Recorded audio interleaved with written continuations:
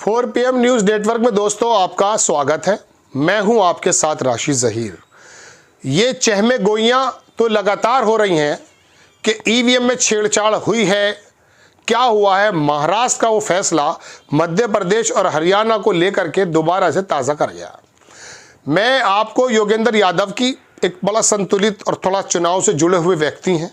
मेरी समझ में वो हमसे ज़्यादा समझदार हैं अबाउट द ईवीएम चुनाव के बारे में। ये बात अलग है कि मैंने आपको चुनाव होते ही ये कह दिया था, जो योगेंद्र यादव आप कह रहे हैं, मेरा वीडियो देख सकते हैं आप।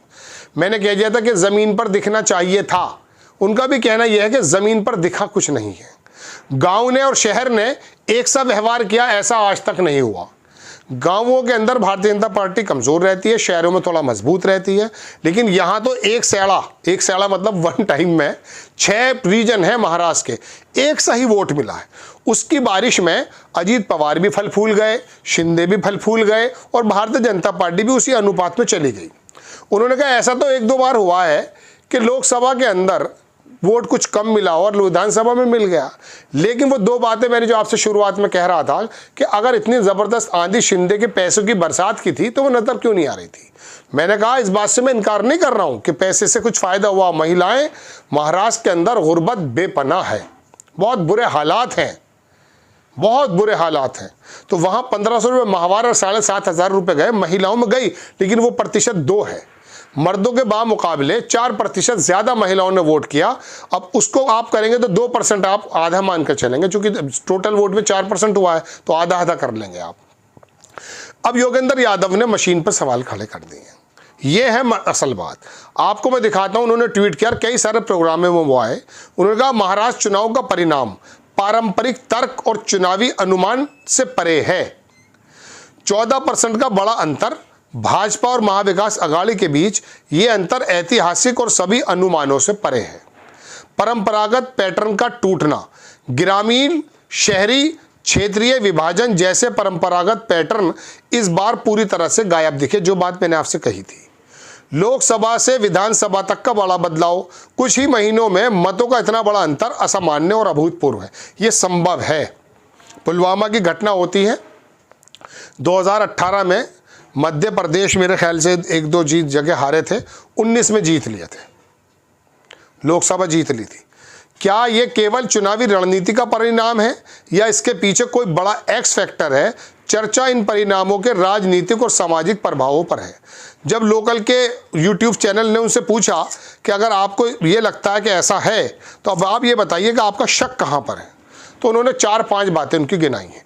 3 बातें तो उन्होंने गिनाई हैं बूथ पर, कि बूथ में जो विपक्षी पार्टियों के जो एजेंट हैं वो लंबे समय तक कायम नहीं रह पाते, उनको मैनेज किया जा सकता है। ये बात हुई भी है। 99% बैटरी के बारे में उन्होंने कहा, ये भी उन्होंने कहा। लेकिन आकर के उनका भी, चूंकि अब समझ में नहीं आ रहा ना, पूर्व आयुक्त SY कुरैशी की भी समझ में नहीं आ रहा है, बहुत सारे और बड़े बड़े दिग्गज उनकी भी समझ में नहीं आ रहा है, योगेंद्र यादव की समझ में भी नहीं आ रहा है। मध्य प्रदेश का जब चुनाव हुआ, मेरी ही शक्ल देख लीजिए। बहस के दौरान मैंने कह दिया था कि ज़मीन पर ये चीज़ें नहीं हैं। लाडली बहन योजना का कितना भी अंतर हो, इतनी लैंडस्लाइड जो विक्ट्री मिली थी भारतीय जनता पार्टी को मिल नहीं सकती। हरियाणा के बारे में भी मैंने आपसे कहा था, लेकिन मैंने ये कहा था कि वहाँ भारतीय जनता पार्टी ने एक काम वाकई किया है कि जाटों को अलग थलग करके बाकी समाजों को एक साथ लाने में वो जुट गए। महाराष्ट्र में भी उन्होंने अपनी पूरी की पूरी मशीनरी लगा दी थी, लेकिन जब तक चाय नहीं बनती भाई, चाय के लिए दूध चाहिए, मीठा चाहिए, और शक्कर चाहिए, और पत्ती चाहिए, पानी चाहिए, आग चाहिए, गैस चाहिए, चूल्हा चाहिए, तो ये तमाम चीज़ें चाहिए। अब ऐसे समय ऐसी ज़बरदस्त चाय कि 148 में से 132 आपने बना दी। इसके बारे में एक राजू पालवेकर हैं, कुछ पालवेकर नाम है गालिबन, अच्छे पत्रकार हैं, विश्लेषक हैं। उन्होंने कहा चीनी ज़्यादा डल गई इनसे इस बार, लोकसभा में चीनी कम हो गई थी तो हार का मुंह देखना पड़ गया। ज़मीन की स्थिति ये पहचान चुके थे, इसलिए इन्होंने कहा भाई अब क्या ज़बरदस्त काम कर दीजिए। अब ज़्यादातर योगेंद्र यादव का जो ख्याल है वो ईवीएम में गड़बड़ी ना होकर के ईवीएम बदलने का मामला आया है। चूँकि फहद अहमद, सौरभ भास्कर के जो हस्बैंड हैं, उन्होंने कहा साहब 17 राउंड तक हम आगे चल रहे थे, 2 राउंड और बचे थे।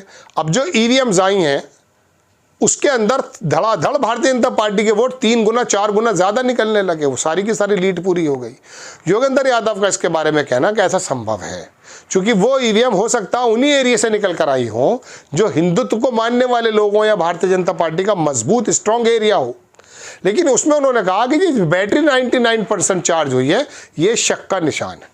अब देश के अंदर सोशल मीडिया पे योगेंद्र यादव जैसे और बहुत बड़े बड़े राजनीतिक पंडित इस बात को पचा नहीं पा रहे हैं, लेकिन देश का जो गोदी मीडिया है वो टीवी पर ये खबरें सब खत्म करके सिर्फ ये बता रहा है शिंदे को कैसे मनाया जा रहा है, भारतीय जनता पार्टी ने क्या ज़बरदस्त काम कर दिया है।